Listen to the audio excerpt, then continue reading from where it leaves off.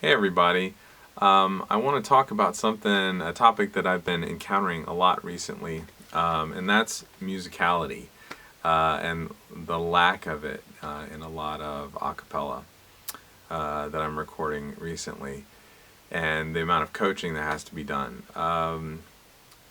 There's something that happens with singers, and I believe it's because young singers spend so much of their time either in middle school, high school, college, if they're studying voice, whatever, focusing on technique. And that's important, because you need those building blocks of your sound that studying vocal technique and vocal pedagogy gives you. It's really important. But because we spend so much time working on that, I believe that musicianship, musicality, whatever you want to call it, suffers. And then what happens in an a cappella group, you oftentimes have a music director. And the music director is usually the most qualified musician, or maybe they're a voice major or a music major of some type. And they're spending all of their time thinking about technique. And that, sort of spills over into the rehearsal of the a cappella group. And the musicality is often forgotten in what we do because we spend so much time on getting things right or getting things accurate to the music on the paper. And I believe that's the wrong way to approach it. I think you can do both, and I think really the music is more important. Musicality, musicianship, musical integrity, artistic instincts are way more important than technique a lot of the time when it comes to a cappella. So I've got 2 tips that I can give you to create a more musical experience or more musical singing in your group.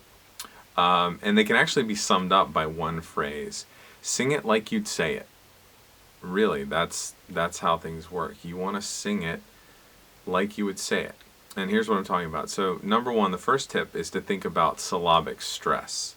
Syllables, how you stress syllables. Now in a cappella, we often talk about syllables as do's and da's and jins and jodos and stuff like that. And you also have syllables in lyrics, in text. And I'm talking about both, really. Like when I'm speaking to you now, I'm emphasizing certain parts of my words. And if I'm wanting to make a point, I might say something fast like that, or, you get the idea.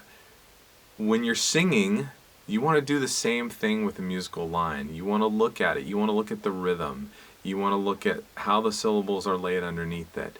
And then find the best way to sing it so that it makes sense, like you're saying it.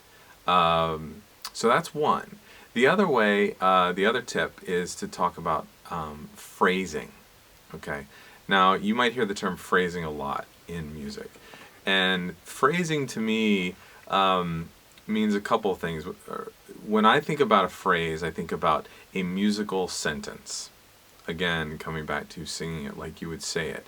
What is the musical sentence? Now, as singers, we're lucky that we get text a lot of times, so we might have punctuation that tells us where our sentence ends.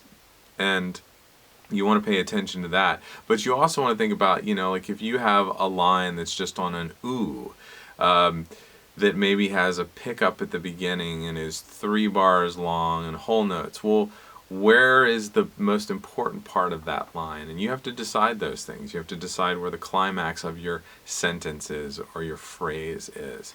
You also want to think about breathing. A lot of times I'll hear groups talk about stagger breathing. We got to stagger breathe. Well, they're talking about stagger breathing because a lot of the times, when they were in high school, their choral teacher talked about stagger breathing all the time. And I love choral teachers. I was a chorus director. I have a background in choral conducting. So I love that we use stagger breathing on certain things. But you don't want to use it on everything. There are certain times where a breath is appropriate. A breath makes sense in the phrase. A breath helps you with punctuation of a musical line that maybe doesn't have words. So breathing is important. Okay, so those are the two things that I wanted to leave you with to help you think more musically in rehearsals. First of all, just say to yourself to sing it like you say it. Sing it like you would say it. And then remember where you're going to put the stresses on the syllables, and then to think about the phrase, the musical sentence that's there. Thanks for watching the video.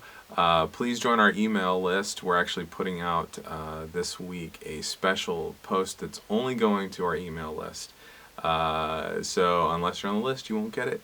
And eventually we're also going to be doing some other exclusive things for our email list. So please sign up. Thanks again. Bye.